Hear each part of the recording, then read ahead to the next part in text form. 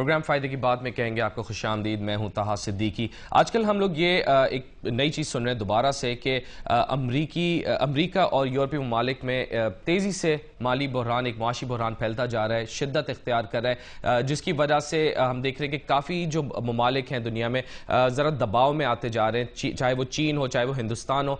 पाकिस्तान पर भी इस जो माशी बहरान है इसके असरात मुरतब हो रहे हैं। हम देख रहे हैं कराची स्टॉक मार्केट में भी काफ़ी महदूद पैमाने पे काम हो रहा है और ओवरऑल अगर हम इंडेक्स को देखें तो वो 10,800 की सतह के करीब गिर चुकी है। एक ग्लोबल सेल ऑफ भी हम देख रहे हैं कि सरमायाकार जो आलमी सरमायाकार भी हैं वो भी ज़रा परेशान होते हुए इस पूरी सिचुएशन से स्टॉक मार्केट्स में अपने हिस्से फरोख्त कर रहे हैं और उसके बाद अपना इंटरेस्ट थोड़ा कमोडिटीज़ की तरफ बढ़ा रहे हैं, सोने और चांदी को तरजीह दे रहे हैं, जिसकी वजह से हमने देखा कि सोना $1880 फी आउंस की बुलंद तरीन सतह पर भी पहुंच गया। तो ये जो अमरीकी मईशत और जो यूरोपीय ममालिक की जो बिगड़ती हुई सूरत हाल है, इसके असरात पाकिस्तान पर क्या होंगे? क्या पाकिस्तान में सरमायाकारी मजीद कम होगी? क्या स्टॉक मार्केट मजीद दबाव का शिकार होगी? इसी बारे में आज हम बात करेंगे। आज हमने दावत दी है एहसन मेहनती साहब को, जो कि डायरेक्टर हैं आरिफ हबीब इन्वेस्टमेंट्स के, और खुर्रम शहजाद साहब जो कि head of research invest cap के और माशी तज्जियाकार हैं। आप दोनों गेस्ट को वेलकम कहेंगे। बहुत बहुत शुक्रिया। एहसन साहब, सबसे पहले आपसे शुरू करेंगे। ये जो रिसेशन एक लफ्ज़ आता है, 2008 में भी हमने देखा अमेरिका से एक रिसेशन इमर्ज हुआ, अब यूरोप में हम देख रहे हैं और अमेरिका में भी जब से रेटिंग गिरा दी गई है। ये रिसेशन क्या होता है? एक आम आदमी को समझ में नहीं आ रहा रिसेशन क्या होता है। देखिए, एक नेगेटिव ग्रोथ रेट अगर जिस इकोनॉमी का हो जाता है, 2 क्वार्टर के अगर ऐसे पीरियड होते हैं जहाँ पे नेगेटिव ग्रोथ जो है वो डेवलप होती है, वहाँ पे जो है वो नॉर्मली कंक्लूजन आ जाता है कि रिसेशन वो इकोनॉमी उसमें चली गई है। तो यही जो रुझान जो 2008 के अंदर मेजर इकोनॉमीज़ में जो है यूरोप की और अमेरिका की और इसके अलावा कुछ एशियन इकोनॉमीज़ भी थी, वहाँ पर नेगेटिव ग्रोथ रेट आया। तो वहाँ पर जो है वो रिसेशन का जो है वो लफ्ज़ इस्तेमाल किया गया 2008 के अंदर। और फिर डेफिनेटली ये एक लॉन्ग पीरियड जो प्रोस्पेरिटी का था, उसके बाद जो है ये वर्ड जो है दोबारा से कंक्लूड हुआ। बट अनफॉर्चुनेटली ये अब गोइंग फॉरवर्ड जो उस वक्त कंसर्न्स थे वो यही थे कि ये रिसेशन जो है दोबारा नहीं आ जाए, जिसको कहते हैं डबल डिप रिसेशन।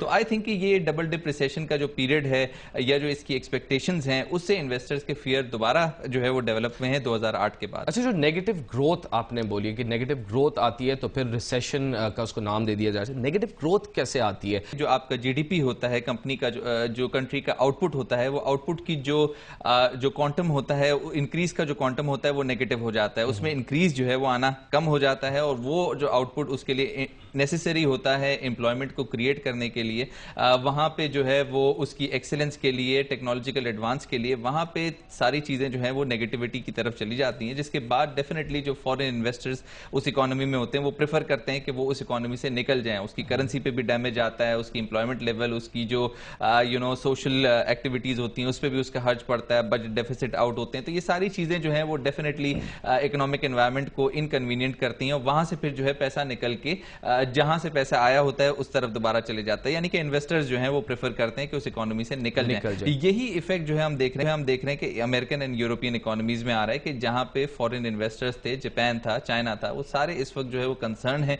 कि हमारी जो इन्वेस्टमेंट उन इकोनॉमीज में लगी हुई है, मिडिल ईस्ट की कंट्रीज भी हैं, तो वो वहाँ पे क्या जो है उसका फ्यूचर है जब रिसेशनी एनवायरनमेंट जो है वो वहाँ पे इंडिकेट हो रहा है। खुर्रम साहब, आपसे सवाल, साहब ने कहा कि इन्वेस्टर्स परेशान हो जाते हैं अगर रेटिंग गिर जाए या नेगेटिव ग्रोथ कहीं आ जाए। अब अमेरिका और यूरोपीय ममालिक जैसे स्पेन, पोर्चुगल, ग्रीस में हमने देखा कि काफी रिसेशन फैला हुआ है। तो इन्वेस्टर, इतनी बड़ी मईशत जो कि रिच इकोनॉमी अमेरिका जैसी है, उससे इन्वेस्टर वाकई में परेशान हो जाएगा कि इतनी बड़ी मईशत है, इतना बड़ा मुल्क है, दुनिया का पैसा उसमें लगा हुआ, इन्वॉल्व है, तो वो पैसा खींचेंगे कि ये हालात हो गए अमेरिका के आपकी नज़र में?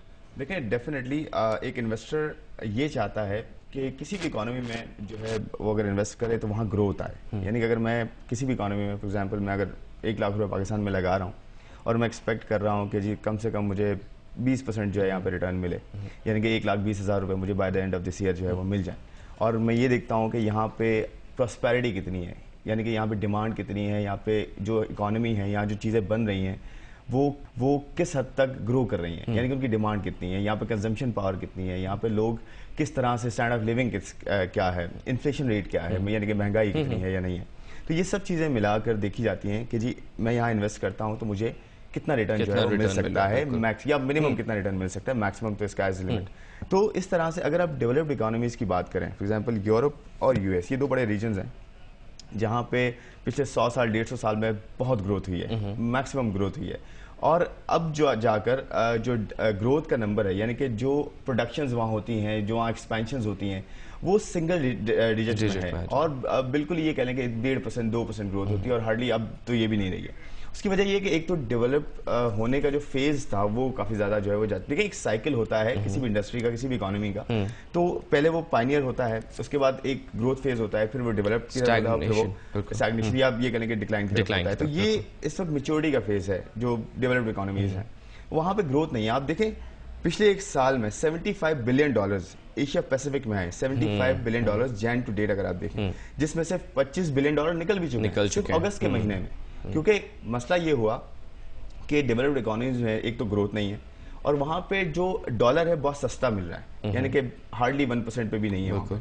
तो वहां से डॉलर लेकर जहां पे आप देखिए चाइना में, इंडिया में, जहां 9 और 10% कंसेक्यूटिव बेसिस पे जो है ग्रोथ हो रही है। चाइना ऐसा मुल्क है दुनिया में जो कि पिछले 15 साल में कंसेक्यूटिवली, बल्कि 10 साल में अगर आप देखें तो डबल रेट्स में ग्रोथ उसकी आई है, और ऐसा कोई मुल्क नहीं रहा हिस्ट्री में दुनिया में। तो इस रीजन में बहुत ज्यादा एक्सपेंशन हुई। इसी तरह अगर वहां पे इंटरेस्ट रेट्स बढ़ने की बात होती है, अगर ये जो डेट का क्राइसिस है कि जी हमारे पास पैसा नहीं है रीपे करने, क्योंकि देखिए ये जो इकोनॉमीज है इन्होंने डेवलप अपने आप को किस तरह से किया है, इन्होंने डेट लेके डेवलप किया अपने आप को। आज जो 100 साल में डेवलपमेंट हुई सारी डेट से हुई। तो इस वजह से इन्वेस्टर ये देखता है कि मैं अगर इंडिया और चाइना में लगाता हूँ, मुझे 10% की ग्रोथ मिलती है, और उसके ऊपर मुझे जो कंपनीज एक्सपैंड कर रही हूँ 25%, 30% और इससे भी ज्यादा अर्निंग्स ग्रोथ दे रही है, तो मैं क्यों ना यहाँ पे इन्वेस्ट करूँ। तो पिछले एक साल में, बल्कि 3-4 सालों में यहाँ बहुत ग्रोथ हुई, और अगर इस साल की हम बात करें तो $75 बिलियन जो है वो इंजेक्ट किए गए। तो अब क्या कर्ज की वापसी पे परेशानी हो रही है? या बिल्कुल सबसे बड़ा जो इशू है वो यही है कि जो जैसे यूएस की हम बात करते हैं, $14.3 ट्रिलियन का जो है इन पर कर्ज है, इतनी इनकी इकोनॉमी नहीं है। और अब यूरोप की बात करें,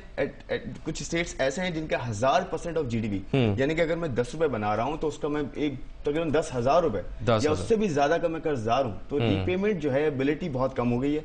इस वजह से वहां पे एक तो ग्रोथ नहीं है, यानी कि ग्रोथ आएगी तो रीपेमेंट होगी ना। अगर मैं यहाँ पे ग्रोथ लेकर आ सकता हूं तो फिर रीपे कर सकते। ये बहुत बड़ा इशू। तो ये क्या प्लानिंग है, क्या इशू से इसी जरा बात करेंगे, और पाकिस्तान पर क्या असर होगा। एहसन साहब आपसे मेरा सवाल होगा, एक ब्रेक लेने दें, ब्रेक के बाद बात करूंगा कि ये जो सारी क्राइसिस जो इमर्ज हो रही है ये पाकिस्तान पे किस तरह से फ्लो करेगी, पाकिस्तान में क्या इश्यूज होंगे। ब्रेक के बाद इस डिस्कशन को कंटिन्यू रखेंगे, हमारे साथ रहिए।